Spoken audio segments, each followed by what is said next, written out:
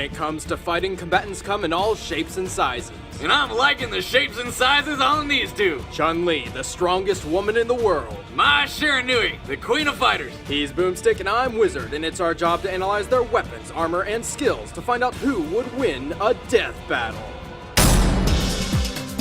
Chun-Li, First Lady of the fighting game. Famous for abusing the Thigh Master. Chun-Li is a detective for Interpol and has gone through rudimentary police combat training. She is also trained with Gen, a friend of her father's and legend of the Chinese fighting underworld. But she never did finish her training with him. Does anyone ever finish their training? Seriously. Well, I guess it's not totally her fault. After Bison killed her dad, Gen just kinda disappeared on her.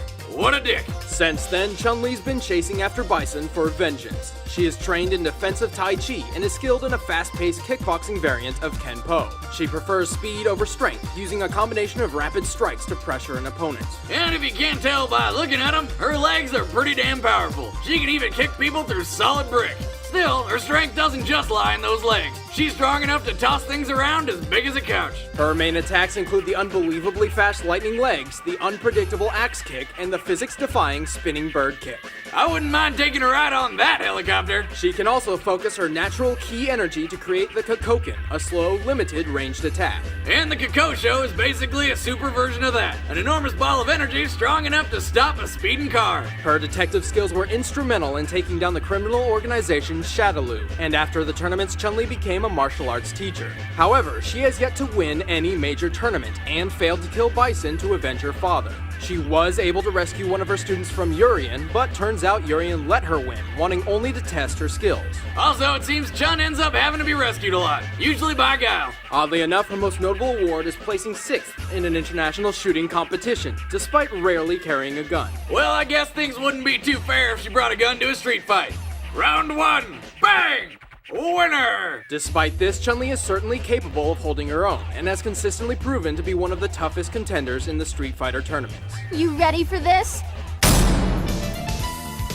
Mai Shiranui is, well... Holy crap, look at those things! Mai is a ninja of the Shiranui clan and has been trained by both her grandfather and the perverted yet famously deadly Jubei Yamada. He brought a whole new meaning to wax on, wax off. She has extensive training in the Shiranui Ryu fighting styles. From her grandfather, Mai learned the Koboken technique, specializing in pressure points and bone snapping. With Jubei, Mai trained in close combat judo. Mai's pretty fast, but focuses on single, powerful strikes to punch through an enemy's defenses. The only downside to this is if she misses one, she's left wide open.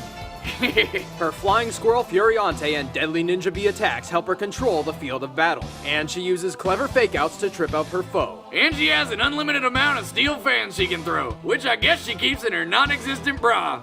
That's right. Really? I was just making a joke about her giant boobs. Speaking of her outfits, or lack thereof, while it's unrestrictive, it isn't exactly form-fitting either. However, as a testament to her training and balance, it doesn't seem to bother her. She wears it for kunoichi, a female ninja method of sensually distracting the foe before striking. No, I'm sorry, what? I was distracted. Never mind. Okay, Mai can create fire and explosions, and she can control whatever fire she's created. Mai consistently enters the King of Fighters tournaments to support her self-proclaimed fiancé, Andy Bogard. However, she has yet to win any major tournament, nor has she ever made a great impact in taking down the bosses. Or taking down Andy. She always does well, though, even joining Andy's award-winning team in 1999. Even so, she ends up having to be rescued a lot, usually by Andy. But for some reason, I don't seem to mind. My Shiranui of the Shiranui school must teach you a lesson. All right, the combatants are set. Let's end this debate once and for all. And in honor of Mai's Double D's, here's a PSA from the NCAA Double D. The National Campaign Against Drunk Driving. Yep.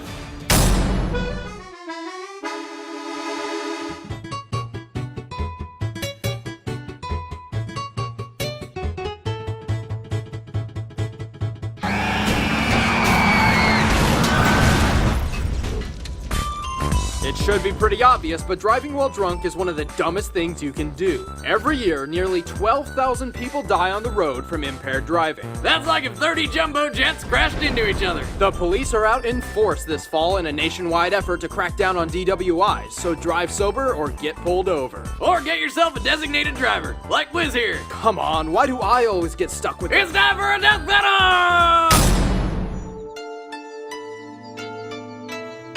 Fight! Go get it!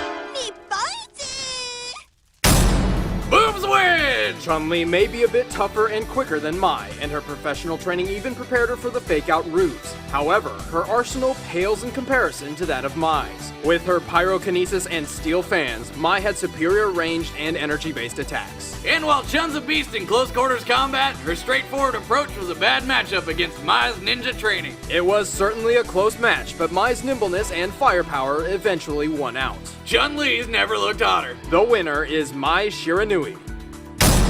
Have an idea for a death battle? Be sure to subscribe, then leave a comment below. And next month, ScrewAttack.com will be relaunching its website with more awesomeness than ever before. And soon after, Death Battle will be featured exclusively on Screw Attack.